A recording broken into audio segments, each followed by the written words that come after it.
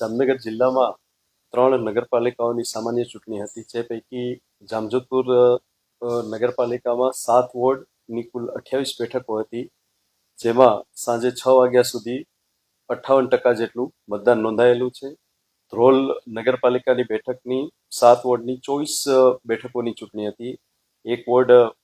એક વોર્ડનું ઉમેદવારનું અવસાન થવાને કારણે એક વોર્ડનું મતદાન રદ કરવામાં આવેલું હતું.